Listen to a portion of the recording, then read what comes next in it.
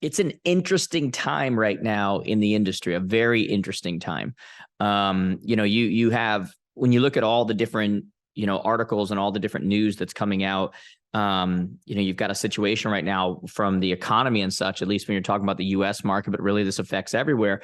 Amazon just laid off 18,000 jobs, 18,000 more jobs at the time of me recording this. Compass, one of the major real estate companies, laid off 450 in June, another 750 in October, and is now doing their third round of layoffs within their company. You look at, what's even going on from a tech perspective. It's been interesting watching the real estate, of all these companies that are calling themselves tech companies, not real estate companies. And a lot of them are backing off from that, right? And they're realizing, hey, you need to actually be selling homes. Like that's really what's going to matter. All the way down to, this isn't one that called themselves a tech company, but one of the biggest, Remax, stopped being a Remax, stopped being a tech company, and they said, we're not doing the Boosh platform anymore, we're not doing whatever, and they went and they partnered with KV Core, and they said, you guys do what you do best, and we're going to focus on selling homes and give our people the best tools we possibly can. And this is kind of the move that's happening right now, because we're heading into a market where it's a pros market now.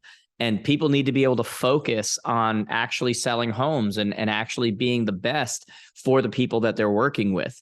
And that's kind of a change, because the last 3 to 5 years have really been a little bit of a fool's gold market, right? They've, for any of you that are newer in the market, or you joined the industry because you watch Selling Sunset or something, that was not a real market, right? Like this is real.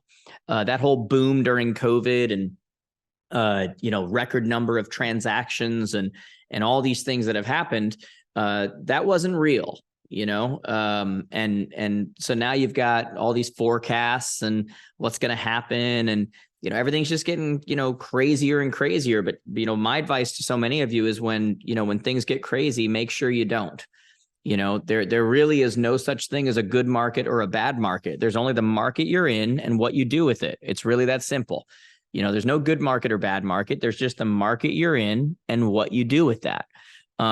So it's important to understand what's going on. We just saw a situation where and a lot of you don't even pay attention to this, but the U.S. Supreme Court just this past Monday declined to hear the National Association of Realtors, NAR's, challenge to a lower court's ruling. I think it was the Ninth Circuit's ruling that said an upstart real estate platform can pursue antitrust claims against that trade group. Now, this is a major ruling. And I'll tell you what I think about it, but it's not, everybody can decide for themselves. But basically, the justices, without comment, left in place a ruling from last year against NAR, the Real Estate Association, again by the Ninth Circuit Court of Appeals, and the San Francisco-based appeals court revived claims from listing service. It's called the PLS.com LLC. That the clear cooperation policy harmed competition. And so basically what was happening was that NAR had dictated that any properties that this PLS put on their site had to be, in very specific places, California and some other places, had to put properties on the MLS within 1 day. Okay. Had to, like, dictated. Doesn't matter what the seller wants, doesn't matter what everyone wants. They have to do it. And it's a really tricky thing, because it's NAR. I love NAR, and I love, I work with a ton of MLSs and everything else. But when you start hearing about this company coming after them and saying that it's going after the antitrust part of it, and basically saying like they're almost like they're saying they're monopoly, right? But making these antitrust claims and saying, look, it's not for you to decide how we market our properties. We don't have to put it on the majority of the MLSs and stuff are owned and in cooperation with with NAR. We don't have to put it on your platforms.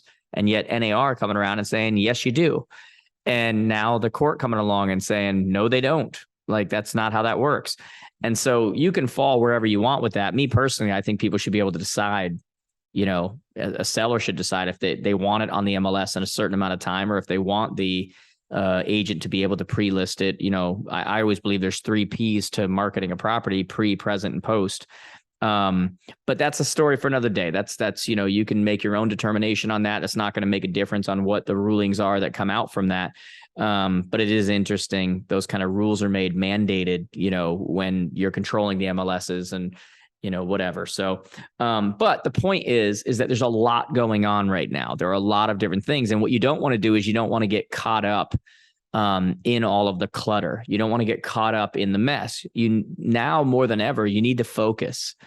You need to understand the data. You need to understand, what the rates mean and how they affect things and how they affect purchasing power and how they, but at the same time, what's even more important is that we need to understand that we're all operating under the same chessboard. So whatever market we're in, whatever rules are made, whatever Supreme Court's rule, whatever, we're all operating on the same board. And the mentality you have to have is that regardless of what rules are made or what changes are made or what's going on with inventory or what's going on with rates or what's going on with this company or what's going on with this brand or what's going on, in the end, left to my own abilities, my own devices, I win. That needs to be your mentality. So you should be up on what's going on, but at the same time, it should not drive you. It should not fear. You shouldn't have fear about it. You should, because everybody's playing according to the same rules, and houses are going to sell regardless. It's just a matter of who's going to sell them, and all of that stuff that we've talked about all these years. When we talk about visibility, Trump's ability, and our job is to give people a chance to know us, KNOW, so they have a chance to know us, NO, and all of that stuff. This is where it hits the fan. You got to decide if it's real to you or not. I said this during COVID. I said, you find out during this time frame, who likes to read Instagram quotes and who likes to live those quotes that they're reading. And this is an opportunity right now. And I know that I'm not just saying that as a motivational thing. I sold real estate during the last collapse, and my greatest year ever of selling real estate was 2008. The time frame when everybody would have told you shouldn't be in real estate. Everything's falling apart. Because I kept focused. I kept focused on my business, not on everything that was going on. And when everybody else got crazy, I didn't. I looked for opportunities. And opportunities are opportunities because other people don't recognize them. If everybody else recognized them, they wouldn't be opportunities. So when you look at our marketplace today and you see that, a recent study came out and said 80% of people who bought during COVID felt like they compromised when they purchased. Well, that lends itself to opportunities, because that means 80% of the millions of people who bought during the last few years are not happy with where they purchased. We all had a situation where someone went in going, I want a 4-bedroom, 2-bath colonial, and I will not look at anything less than 2 baths. And after losing so many offers over and over again, what did they do? They're like, I'll take a double wide trailer that needs work, sold as is, over asking without ever seeing it. It was just like, I just need to win. I just need to get something, right? And so now you're hearing 8 out of 10 of those people compromised. And so what do you do in a marketplace moving forward where 80% of those millions of people who purchased felt like they compromised? Like, what are they going to do about that? Well, you say, well, some of them have equity. I mean, the average equity right now in America is over $300,000. But what about those people who don't have equity? Well, opportunities are opportunities because not everybody recognizes them, right? And so you got to recognize those opportunities. We live in a world now with vacation rentals where people can make 5 and 10x on a home of what they can do even on a multifamily. So maybe those people are in areas where they're gonna rent out their house daily, on vrbo.com or what's the other one? Airbnb.com or something like that. And now they're going to make up their money on what they're paying for that property, and they're going to go buy another one because they don't want to settle like they did during COVID.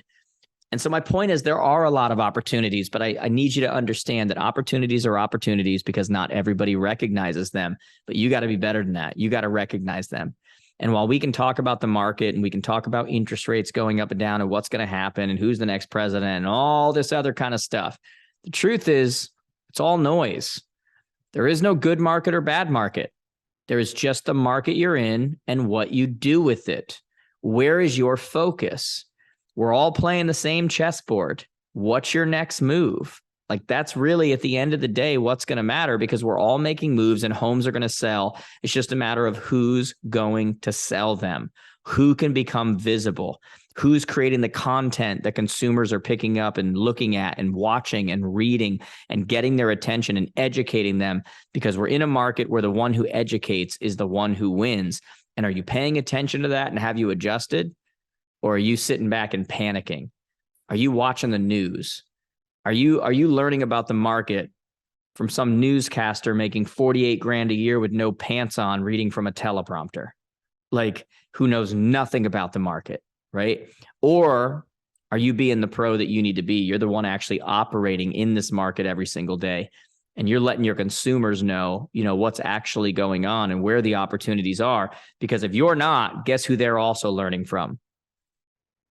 That newscaster with no pants on, reading a teleprompter that was written for them. Like, you got to decide right now, are you an educator or are you going to be the educated? Well, first you get educated, with real info, right? You go to things like, Keeping Current Matters, and you look at real data, not opinions, data.